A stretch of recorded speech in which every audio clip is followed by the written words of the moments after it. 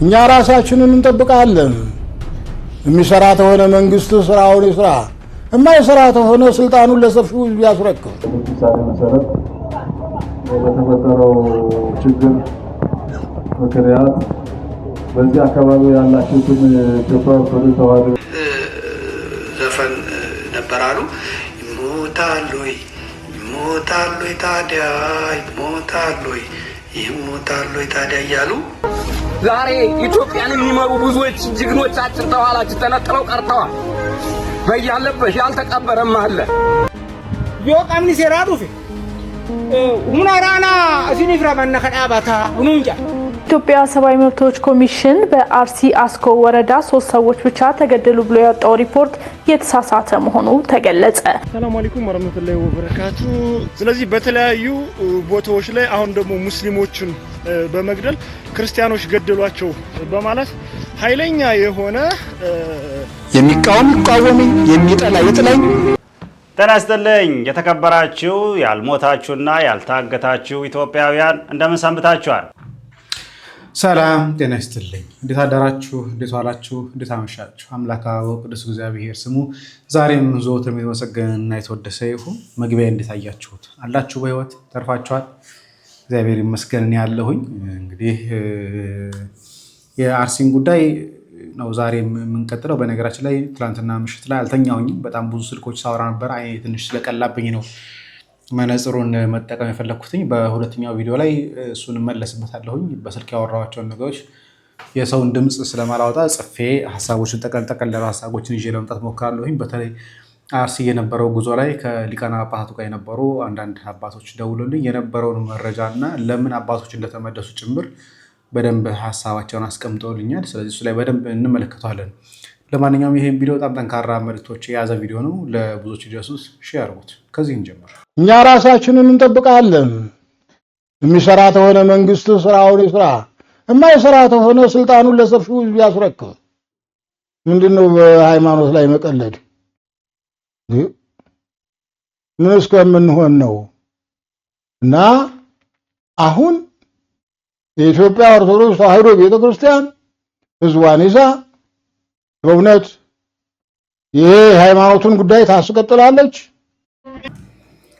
ግልጽ አማርኛ እሱ ነው። በነገራችን ላይ መንግስት ሃይማኖታችን ላይ እየቀለደ ነው፣ ምዕመኑን እያስጨረሰ ነው። የዚህ ተባባሪዎች ደግሞ አባቶች፣ አንዳንድ አባቶች መሆናቸው ደግሞ በጣም የሚያሳዝን ነገር ነው። ይህ እንደምታያቸው ህዝቡ ጥቁር ለብሶ የተገኘበት ጉባኤ ነው፣ አርሲ ላይ ማለት ነው። አሰኮ ሳይደርሱ ተመልሰዋል። አንድ ቪዲዮ እንመለከታለን። በጉባኤ ላይ ምን አይነት ስብከት ሲሰበክ ነበር የሚለውን ነገር ምዕመኑን ጓጉቶ ነበር እየጠበቀ ያለው። እዚህ ሳይሆን ይበልጥ በጣም ሰው ጓጉቶ የነበረው አሰኮ ላይ ነበር። እሱ ላይ እናየዋለን። ለማንኛውም አንድ ቲክቶከር አለ። ቲክቶክ ላይ ነበር በፊት የነበረው። አሁን ግን ወደ ቤተ ክህነት ጠጋ ሳይል አይቀርም መሰለኝ። ሀሳቦች እንዳለ እየተበከሉ ያለ ይመስለኛል። ለማንኛውም አስመሳዮች ናቸው። አታስመስሉ፣ ይበቃችኋል። ስለ አርሲ በሚዲያው እየመጣችሁ ያዙ ይልቀቁኝ የምትሉ በጠቅላላ ነው የምላችሁ፣ አስመሳዮች ናችሁ። አሁንማ የምሰማውም ነገር እጅግ በጣም ያሳዝናል። ውጭ ሀገር ሆነው የራሳቸውን ሰላም አውጀው ለምንድነው አባቶች ወደ አርሲ ሄደው በሰላም የተመለሱት ይሉናል። እዚህ ሀገር ውስጥም ሆነው የሞቀ አልጋቸው ላይ ተኝተው አባቶች ችግሩ ወደ ተፈጠረበት ወደ አሰኮ ሄደው ነበረ፣ ነገር ግን ፈርተው ተመለሱ፣ ለምን አልሞቱም ይሉናል። እናንተ ሄዳችሁ ለምን አትሞቱም? ሀገር ውስጥ ነው ያላችሁት አይደለ? ማንም እግራችሁን ያሰራችሁ፣ ማንም እጃችሁን ያሰራችሁ የለም። ለነገሩ እናንተ የምታውቁት ጥቁር ኮፍያ ታረጋላችሁ፣ ጥቁር ልብስም ጣል ታረጉና እንዳትፈራ ሰይፍን እንዳትፈራ ሰይፍን እንዳትፈራ ማይተብክን አደራ ብሎ መዘመር ነው የምታውቁት። ሰይፍን ካልፈራችሁ ለምን አትሄዱም? የምትዘምሩትን ለምን በተግባር አትኖሩትም? እኔ እኮ እንደውም አርሲ ሄዳችሁ ሙቷል አልኳችሁ። በአርሲ ችግሩ የተፈጠረበት አካባቢ ሄዳችሁ ተገኝታችሁ የኦርቶዶክሳውያንን ሁኔታ፣ የኦርቶዶክሳውያንን መፈናቀል፣ የተቃጠለባቸውን ቤት፣ የተቃጠለችውን ቤተክርስቲያን፣ የሞቱትን ለምን ሄዳችሁ አትዘግቡም? አንድ እንኳን አለ? በቀን 24 ቪዲዮ አባቶች ላይ ስድብ ትሰራላችሁ፣ ስለ አርሲ እንዲህ ያዙ ይልቀቁኝ ትላላችሁ። አንድ ቲክቶከር፣ አንድ ፌስቡከር፣ አንድ ሚዲያ ላይ ያለ ሰው ግን አርሲ ሄዶ ያለውን ሁኔታ አልዘገበም። አንድ ሰው እና አሁንም ደግሜ ልናገር፣ የናንተ ጀግንነት ሚዲያ ላይ ብቻ ነው። የናንተ ጀግንነት ሰውን ማነሳሳት ላይ ብቻ ነው። አንድም ሰው ተግባር ውስጥ የለበትም። ያሳዝን ነገር ነው። የምር እውነት ለመናገር ምን ይሄን ወጣት ምን እየገጠመው እንደሆነ አላውቅም። በጣም ጎበዝ ልጅ ነበር ፊት የነበረው የሚሰራቸው ነገሮች ጥሩ ነበሩ። አሁን ላይ ግን በምን ምክንያት እንደሆነ አላውቅም፣ በብዙ ምክንያት ወርዶብኛል። ችግር የለውም ልረዳው ይችላል፣ ያለበት ሁኔታ ሊሆን ይችላል። መንጋን የመጠበቅ ድርሻ የቲክቶከሮች ወይ ደግሞ የዩቲዩበሮች ወይ ደግሞ ሚዲያ ላይ ያሉ አካላት አይደለም። መንጋን የመጠበቅ ድርሻ ያለው አባቶቻችን ሊቃነ ጳጳሳት፣ አባቶቻችን ካህናት ናቸው። ለዚህ ነው በሐዋርያት ሥራ ምዕራፍ 20 ቁጥር 28 ላይ አባቶችን በደንብ አድርጎ የመንጋው እረኛ ጠባቂ እንደሆኑ የሚናገረው። መድኃኔዓለም ኢየሱስ ክርስቶስም ለሐዋርያው ቅዱስ ጴጥሮስ ሲነግረው በጎቼን ጠብቅ፣ ግልገሎቼን ጠብቅ፣ ጠቦቶቼን ጠብቅ ብሎ የሰጠው ለሊቃነ ጳጳሳት እንጂ ለሚዲያ ሰዎች ወይ ደግሞ ለቲክቶከሮች አይደሉም። እኛ ሚዲያ ላይ ያለን ሰዎች ያለውን ችግር ማሳየት ነው። ያንን ችግር መሸፈን መሙላት የአባቶች ድርሻ እንጂ እኛ የሚዲያ ድርሻ ነው ብዬ አላስብም። በጎችን እንዲጠብቁ ኃላፊነት መወጣት ያለባቸው እረኞቹ እንጂ በጎችን የሚጠብቁት በጎች አይደለም። እኛ በጎች እንጂ እረኞች አይደለም። ስለዚህ ይቺ ነገር ታስተካክላ ጥሩ ነበር። የሆነ ሆኖ ወደ አርሲ እንግባ። ከእኚህ ካህን እንጀምር። እኚህ ካህን ባለፈው የተቆረጠ 19 ሰከንድ ምትሆን ቪዲዮ አቅርቤላችሁ ነበር። እስቲ ሰፋ ያለውን ቪዲዮ እንመልከተው። ያሳዝን ነገር ነው እየተሰራብን ያለው ማለት ነው ወንድሞቼ፣ በጣም የሚያስለቅሳል። ቤተክርስቲያናችን ከሚገርማችሁ ነገር ማለት ነው ለሊት ማህሌት የሚቆምበት ቤተክርስቲያን፣ ሰዓታት የሚቆምበት ቤተክርስቲያን እንደ በዕለተ ሰንበት ጠዋት 2 ሰዓት ቅዳሴ የሚገባበት ቀናት ለቴ ነው ውስጤ ነው የምነግራት። ተሽማቀሉ አስቀዳሽ በቀረበት ሰዓት የሃይማኖት አባቶች እየሄድን እዛ በዚህ ቦታ ላይ መጡ ይባላል እንዴ። ከኔውም እኛ ሚሊሻውም ሊለይ አልቻለም። በምን ምክንያት? ልብሱ አንድ ነው። ምንም መለየት አይቻልም። ልብሱ መከላከያ ነው የሚመስሉት አለባበሳቸው በማይታወቅ ግን ብዙ ሰዎች አተና ዛሬ ኢትዮጵያን የሚመሩ ብዙዎች ጅግኖቻችን ተኋላችን ተነጥለው ቀርተዋል። በያለበት ያልተቀበረም አለ። እውነት ተነጋገርም አለ። የሞቱ ስንት ወንድሞቻችን ይሄን ታውቃለህ። የሁሉ ህፃን በዱር ነው የሚያድረው፣ በጫካ ነው የሚያድረው። መጣ ሲባል ወንዱን ቁርስ ከሚበላው ጦም የሚያድርበት ጊዜ ይብሳል። መንግስት እያለ መሪዎች እያሉን ጾታችንን ስንጮህ አልፋ እየሰሙ ብዙ ብሶት አለበት።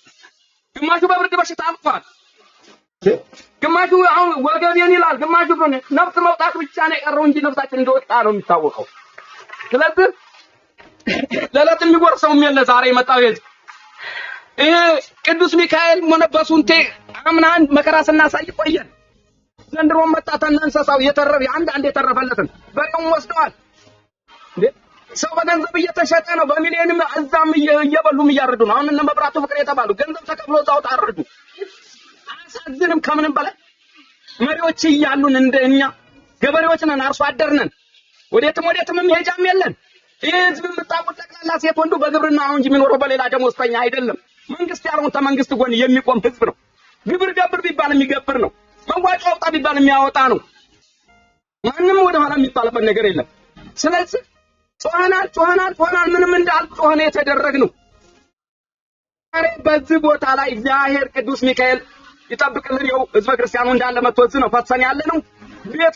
ቤት ውስጥ እነኛ ተደብለን አንድ ቤት ውስጥ 20 ሰው 30 ሰው አለ ማለት ይችላል። መጠለያም አላገኘንም። ስለዚህ ይህንን በስነ ስርዓቱ አይታችሁልን የኛን ችግር እንድትረዱልን ለማለት ፈልጌ ነው። አመሰግናለሁ። ስለዚህ የተቆረጠውን ሳይሆን ሙሉ ሀሳቡ ይሄ ነው። ኦርቶዶክሳውያን እየተሰቃዩ መከራ እየደረሰባቸው ነው። ከዚህ በኋላ የሚሄደው እንግዲህ ሊቃነ ጳጳሳት ምን አሉ የሚለው ላይ ነው። ከዛ በፊት ግን ትናንትና ምሽት ላይ ዘመድኩን ላይቭ የነበረው ነገር የተወሰነ መጠን ቅንጭብ አድርጌ ላሰማችሁ እና በቤተ ክህነቱ መኪና ውስጥ አላረጋገጥኩም፣ ግን ዘፈን ነበር አሉ። ይሞታሉ ታዲያ ይሞታሉ ታዲያ እያሉ ነው የተመለሱት ብሏል። ይሄ እንኳን ሲያጋንኑ ይመስለኛል ሰዎች፣ የማጋነን ነገር ነው እንጂ አባቶቻችን እንደዛ የሚሉ አይመስለኝም።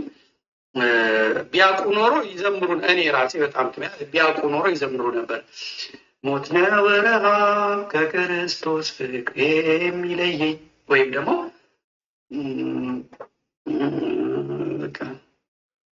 እንደዚህ ምናምን ይላሉ። ብቻ የሆነ የጽናት መዝሙር ይዘምሩ ነበር ነው ያልኩት። ግን ሰዎች በጣም ተንኮለኞች ሰዎች አሉ። ለየኔ ወፎች ተንኮለኞች ናቸው። ከዛ ማነው ዘፈን አሉ የኃይልዬ ነው ይሞታሉ ይሞታሉ ታዲያ ይሞታሉ ይሞታሉ ታዲያ ምናምን የሚል እንትን ብለው ተመልሰዋል አሉ።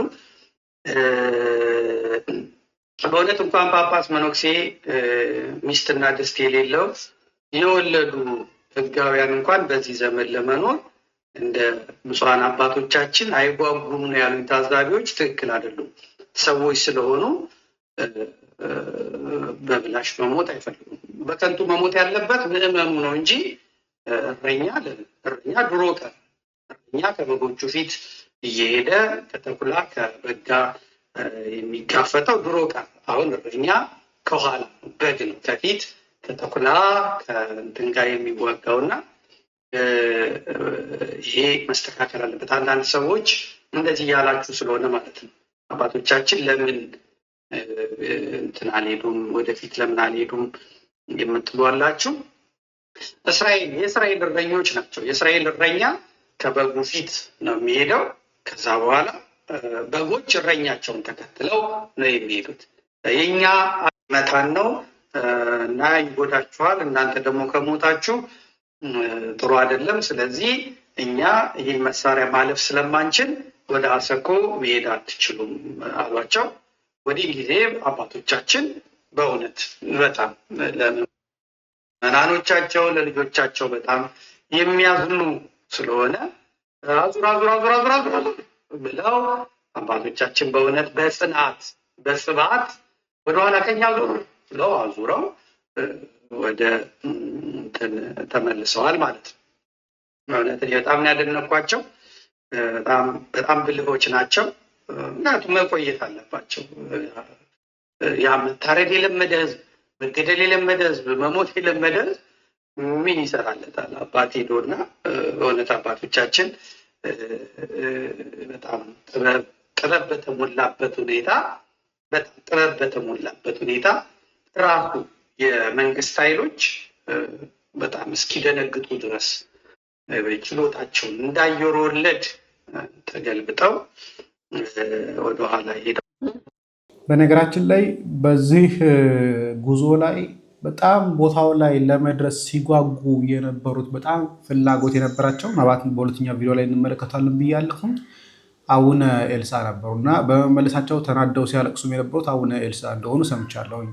እንዳልኳቸው ሁለተኛ ቪዲዮ ላይ በደንብ ሰፋ አድርገን እናወራለን እሱ ነገር ላይ። ለማንኛውም እዛ ጉባኤ ላይ ምን ተከሰተ? በአቦምሳ ከተማ ያሉ ልጆቻችን ከቀያቸው የተፈናቀሉ ዛሬ መጠየቅ አለብን ብለው ቅዱስ ሲኖዶሱ ማለት ነው እናንተ ለመጠየቅ እንግዲህ ዘይቱ አልቀረ፣ ልብሱ አልቀረ፣ ዱቄቱ አልቀረ፣ እንዲሁ የንጽህና መጠበቂያው ሁሉም ነገር ለእናንተም ለአቦምሳ ላላችሁ እንዲሁም ደግሞ አሳውቆ ላሉትም ልጆቻችን ለእናንተ ለመድረስ ነው ዛሬ እዚህ ተገኘንና፣ ስለዚህ ይህንን በመጀመሪያ ምስጋና ለቅዱስ ሲኖዶስ ይህ ሁሉ ያደረጉ በእውነት በዋናነት ብፁዕ አባታችን ብፁዕ አቡነ ሳዊሮስ ጠቅላይ ስራ አስኪያጅ፣ ብፁዕ አባታችን ብፁዕ አቡነ ዲዮስቆሮስ የቅዱስ ሲኖዶስ ዋና ጸሐፊ፣ የቋሚ ሲኖዶስ ብፁዓን ሊቃነ ጳጳሳት፣ ሌሎቹ 28 በላይ የሆኑ ብፁዓን ሊቃነ ጳጳሳት በዚህ ተገኝተዋልና ይህን ሁሉ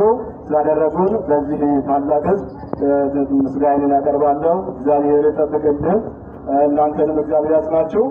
እንግዲህ አሁን ያለውን አጠር ለማድረግ ብፁዕ አባታችን ብፁዕ አቡነ አንጋፋው ሊቀ ጳጳስ ብፁዕ አቡነ ዲዮስቆሮስ፣ ብፁዕ አቡነ ጎርጎርዮስ የምስራቅ ሸዋ ሀገረ ስብከት ሊቀ ጳጳስ እሳቸው ቃለ መዳን መመሪያ እንዲሁም ቃለ ቡራኬ ስለሚሰጡን ወደ እሳቸው ወስዳቸዋለን።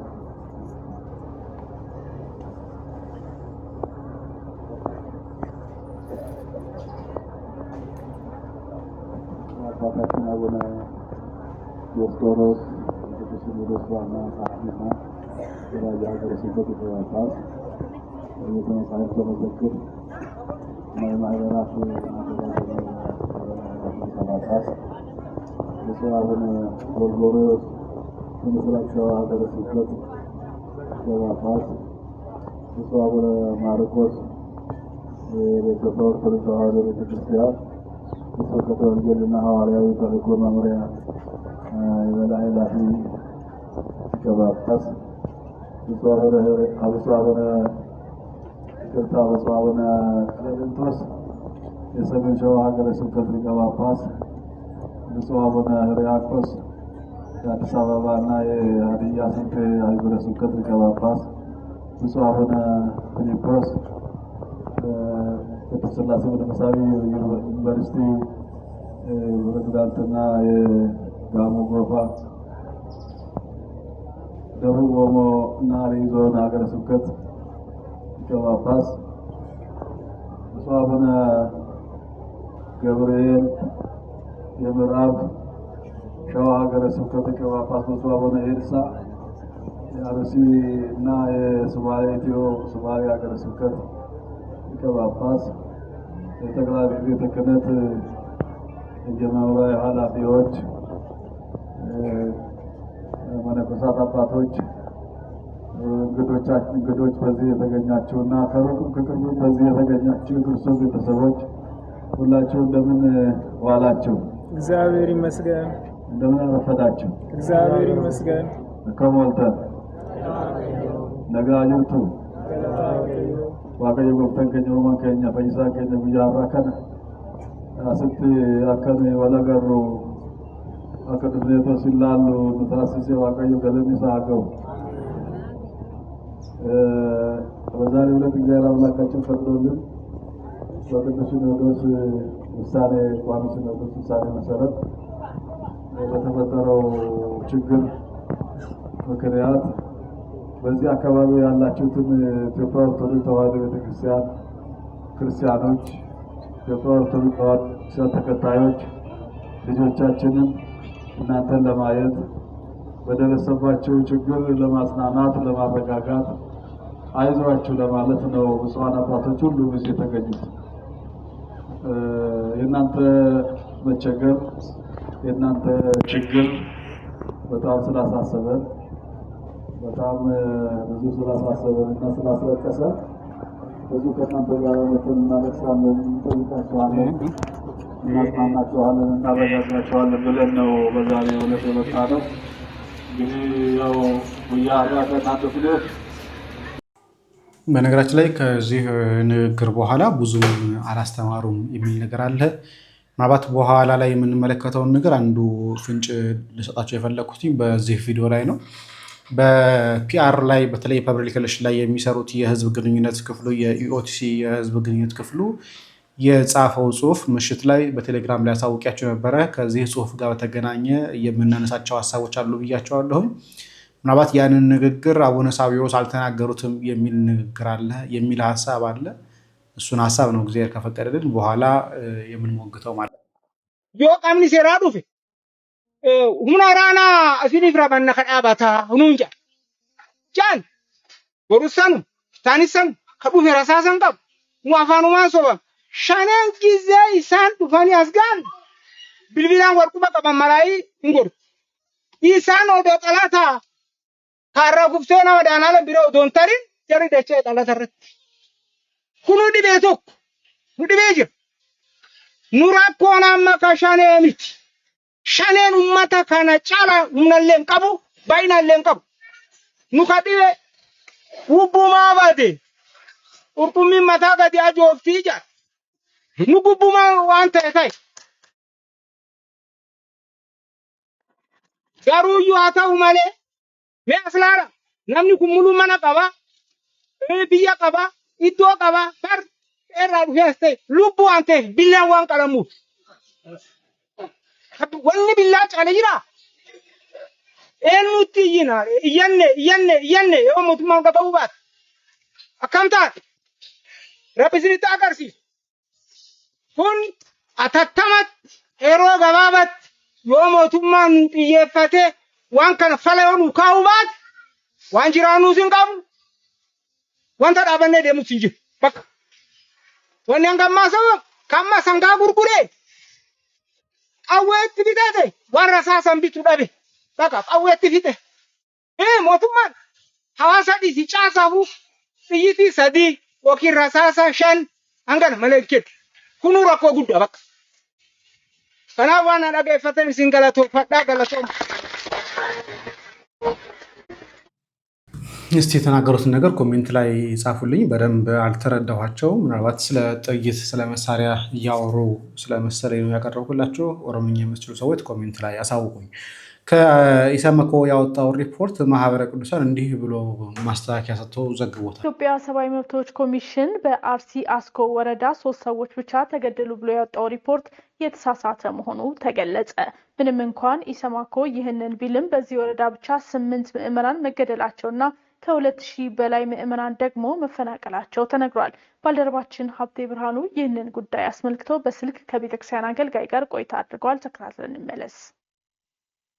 በወራ ግንቦት በምስራቅ አርሲ ሀገረ ስብከት አሰኮ ወረዳና በሌሎች አካባቢዎች በኦርቶዶክሳውያን ላይ ያነጣጠረ በታጣቂዎች አሰቃቂ ግድያ መፈጸሙ ይታወሳል። ይህንንም ግድያ በተመለከተ የኢትዮጵያ ሰብአዊ መብቶች ኮሚሽን በወረዳው አደረኩ ባለው ምርመራ የሟቾች ቁጥር 3 ሰዎች ብቻ መሆናቸውን በመግለጫው ማሳወቅ ይታወቃል። ይሁን እንጂ ሪፖርቱን በተመለከተ የቤተክርስቲያን አገልጋይ ለጣቢያችን ባደረሱ መረጃ በምርመራ የተገለጸው የሟቾች ብዛት ከእውነት የራቀ ነው ብለውናል። የሞቱ ሰዎች በእኛ የቤተክርስቲያን የተቀበሩ 8 ሰው ናቸው። ጠቅላላ 11 ሰው ነው የሞተው። በእኛ በኦርቶዶክስ ግን 8 ሰው አርፈዋል። ስንቴ ማርያም የተቀበሩ፣ ካራ የተቀበሩ፣ እርቻ የተቀበሩ፣ አሰኮ ማርያም የተቀበሩ ይህንን አጣርተን ቤተሰቦቻቸው ጋር ደርሰን ነው ይህን ስራ የሰራ ነው እና ስለዚህ የሞቱት እነኛቸው እውነትና እውነት ያኛው የቤተክርስቲያን መግለጫ ሲሆን ስህተት ነው። ከግድያ ባሻገር ከ2000 በላይ ምዕመናን መፈናቀል፣ 177 የመኖሪያ ቤቶች ቃጠሎና የንብረት ዘረፋ መከናወኑን አገልጋዩ ጨምረው ገልጸዋል። 2133 ሰው ያው ተፈናቅለዋል።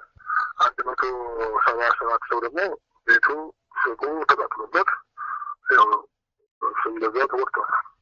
61 ቁንት 29 ፍየል በጎች የተዘረፈባቸው ይባላል። በመጨረሻ መንግስት ከሚመለከታቸው የቤተክርስቲያን አካላት ጋር በመስራት የዜጎችን ሞት ማስቆም እንዳለበት አሳስበዋል። አሁን አሶ ከተማ ላይ ከተማ ይሄ ራሱ በስጋት ላይ ነው። ዙሪያውን እነሱ መጽዋት ይችላል። ሁላው ሰው ምን አይደለም ሽማታችን አይችልም ታችን ሰላሳ ይችላል። ዙሪያው በስጋት ነው። ስጋት ላይ ያለው። በተጨማሪም በአሁኑ ሰዓት በአካባቢ ባለው ሁኔታ ምዕመናን በከፍተኛ ስጋት ውስጥ ናቸው ሲሉ አንስተዋል። የስጋት ቦታዎች ይታወቃሉ።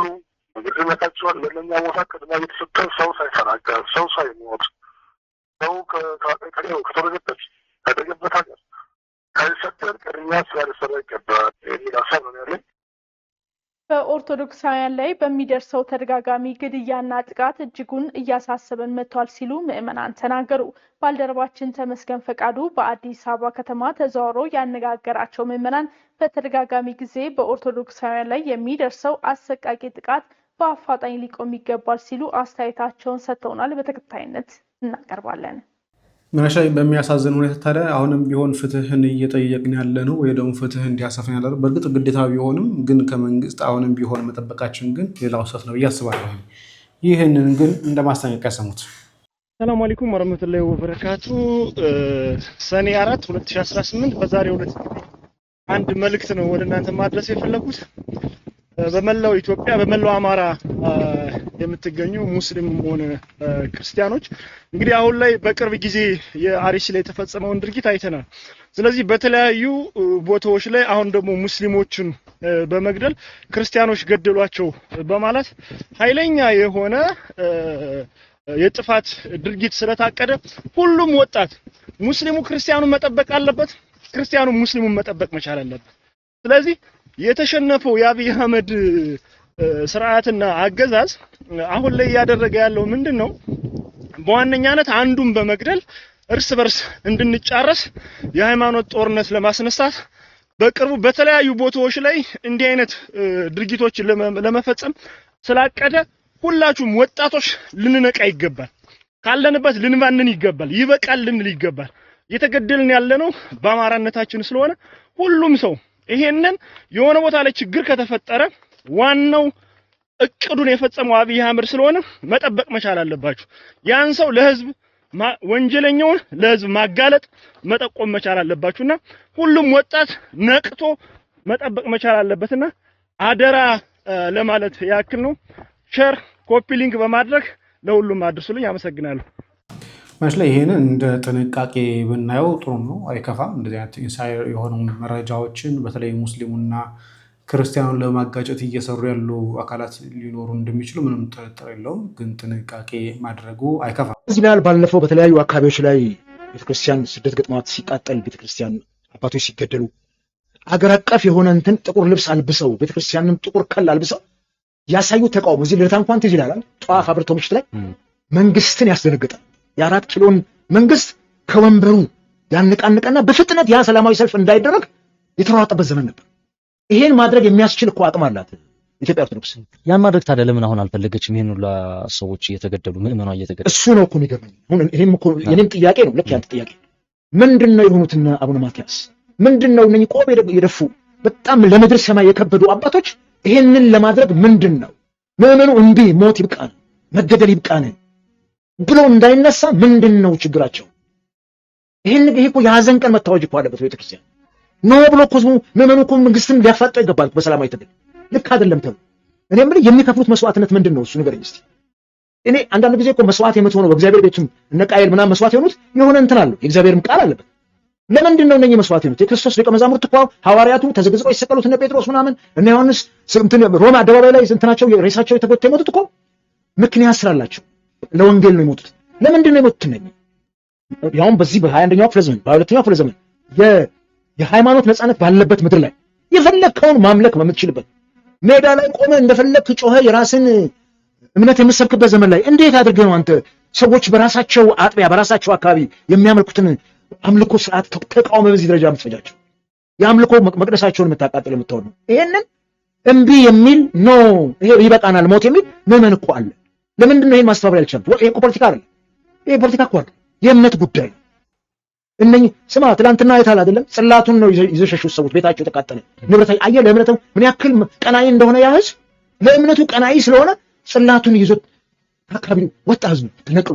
እኔ ያንን ቪዲዮ ሳየው ሪሊ የዳዊት ታቦት ከኢየሩሳሌም ከተማ ወጥቶ የሚሄድባቸውን የእንትን ጉዘቶች ነው ያየሁት መጽሐፍ ቅዱስ ውስጥ ያለውና አየህ ጽላቱን ይዘው ሲጓዙ ስታይ ከራሳቸው ንብረትና ህይወት ይልቅ ለእግዚአብሔር ቤት ያላቸውን ስሜት ገልጸዋል። ምንም ይሁን እምነቱ ልክ አይደለም ብለህ ልትጠላው ትችላለህ።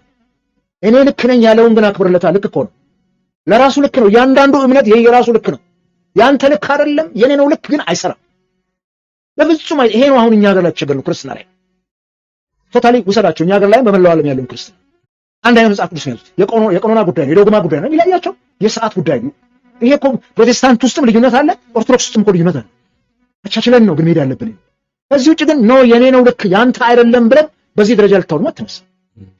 ከዚህ አንጻር ቤተክርስቲያን እንዲህ አይነት ጠብሰቅ ያለ መንግስትም የህዝቡን ደህንነትና የቤተክርስቲያን ደህንነት የምዕመኑን ደህንነት በሚጠብቅ ደረጃ ልታስጨንቀው ይገባል። ይሄን ደግሞ ማስጨነቅ የሚችል ምዕመን አለ።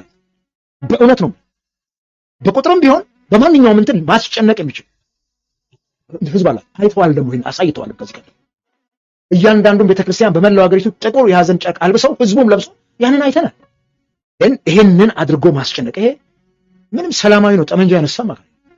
ከዚህ አንጻር ይሄ ግድያ በዚህ የሚቀጥል ከሆነ ቶታሊ ከአርሲ ምድር ላይ የኦርቶዶክስ እምነት ተከታይ ሁሉ ጥርግ ብሎ እንዲወጣ ይፈልጋል። እሱ ስትነካ ደግሞ የኛ ሀገር እምነት ከማንነትም ጋር የተያያዘ ስለሚያያዝ እንትን ይባላል እንጂ ከማንነት ጋር ተያይዞም እኮ እዛ ኦርቶዶክስ የሆኑ ኦሮሞዎችን እንኳን ውስጥ ይገደላል። ኦርቶዶክስ አንዳንድ ጊዜ ስለሚገደለውም ኦርቶዶክስ ሲናገር እኮ የተገደሉ ሰዎች እንዳሉ መረጃዎች አሉን እኮ ሰዎች ይዘው። አሁን እሱም ነው አሁን ጥያቄ የሚፈጥረው እዛ አካባቢ የሚፈጽመው ነገር ሃይማኖቱ ላይ ያነጣጠረ ነው ወይስ የብሔር መልክ አለው የሚል ጉዳይ ነው የሚነሳውና እሱንም አያይዘን ብናነሳው ደስ ይላል። ሞር የሚነሳው የእምነት ጉዳይ ነው። ይሄን የእምነት ጉዳይ ግን ወደዚህ ይዞብን የመጣው የአማራው ማህበረሰብ ነው የሚል የተሳሳተ አመለካከት አለ። ልባር ከዛሬ 100 ምናምን ዓመት በፊት የተቆረቆረን ቤተክርስቲያን ካሰብክ ሌላው ይሄን ከሰሜንም ይምጣ ከምንም ኢትዮጵያ የሆነው እዛ አካባቢ የሰፈረው ማህበረሰብ ኢትዮጵያዊ ነው። ኦልሞስት ኖርዋል እኮ ይሄ ማህበረሰብ ከኦሮሞም ከሌላውም እኮ አትለየው። ለምን ትለየዋለህ? እኔ ተወልጄ ያደግኩት ጉጂ ኦሮሞ ውስጥ ነው። ከዛ ማህበረሰብ ትለየኝ አይገባም። ባህሉን፣ ወጉን፣ ቋንቋውን፣ እምነቱን ሁሉን ነገር ጠንቅቄ ያውቀዋለሁ። ማንም የጉጂ ኦሮሞ ተወላጅ በሚያውቀው መጠን እኔም አውቃለሁ። ይሄንን ከዛ ማህበረሰብ ከኖረበት አትነጥለው። 7 ቤቱን ዘር ቆጥረህ ግን አገሩ ከዚህ ነው መነሻው የምትል ከሆነ የትኛውም አገር ላይ አያኗኖረንም። ኢትዮጵያዊም ሌላ ምድር ላይ አይኖርም። አያስኬድም። ምክንያቱም ስቴብል ሆነን በኖርንበት ቦታ ላይ ያ ማህበረሰብ ከየትም ይምጣ የልጅ ልጆቹ እዛ ኖረዋል። ወደ ኋላ ዘሮችን ቆጥረ ከመነሻ ሂድ ብትለው የት ነው ሄደው አለ ወይ እዛ ጋር ቅሬታ አለው የቤተሰብ ይሄን ማግኘት አይቻልም። ዘሩባቤል የሚቃወም እናመሰግናለን። በነገራችን ላይ ኦርቶዶክስ ቤተክርስቲያን በእምነት ደረጃ የለም ትልቁ ችግር ያለውን ነገር ግን በእኛ ቤት ውስጥ ያለው ዋናው ችግር ግን ይሄን የሚቃወም ይቃወመኝ፣ የሚጠላ ይጥላኝ፣ ቤተክርስቲያንን የሚጨርሳት የውስጧ ዘረኝነት የውስጧ መበላለጥ ነው የሚጨርሳት። ክርስቲያን 5 ነው አንድ ሲሆን ግርማ አለው። እኛ ሚሊየን ሆነን እንኳን ግርማ የለንም። ለምን ያምለብቸው እንኳን ችግራችን መፍትሄያችን አባልቶ ሊጨርሰን በመፍትሄ ላይ እንኳን አንድ ልብ የለንም። እና መኳንንት እጆችን ክፈቱ አለው ልባችሁ አሁን እንኳን ቢሆን ይግራችሁ። ትልቁ የኛ ችግር በዘር ተቧድኖ መፍትሄ ላይ እንኳን እንዳነጋገር የመፍትሄ ሐሳብ ቁጭ ብለን ተመካክረን ሶልቭ እንዳናደርገው እያደረገን ያለው ዘረኝነት አንዱና ዋናው ነው እንጂ ኦርቶዶክሳውያን ከኢትዮጵያ ውስጥ አንደኛ ነን በህዝብ ብዛት። ግን እንደ አንድ ድምጽ እንኳን እየተሰማ አይደለም። እንደ አንድ ድምጽ አብሮ መሆን አልቻለም። ምክንያቱም ውስጣችን ባለው የዘር መከፋፈል ኦርቶዶክሳውያን እንዲያልቁ፣ እንዲጎዱ፣ እንዲጨፈጨፉም ያደረጋቸው እሱ ነው። ዘረኝነት ውስጥ ደግሞ ችግር አለ። ቤተ ክህነት ውስጥ ያሉ ሰዎች የሚቀጠሩትም የሚመደቡትም በዘር ነው። ስለዚህ በዘር የተመደበ ሰው ስለ ሃይማኖቱ ይጨንቀዋል ብሎ ማሰብ በራሱ ትልቅ ችግር ይመስለኛል። እዚህ ላይ ላብቃ። መድኃኒዓለም ከፈቀደ በሁለተኛው ቪዲዮ ላይ የአርሲን ጉዳይ በሰፊው እናነሳለን። የጉዞው ሙሉ ለሙሉ ሂደት ምን ይመስላል የሚለውን። ቸር አምላካችን ቸር ያቆየን።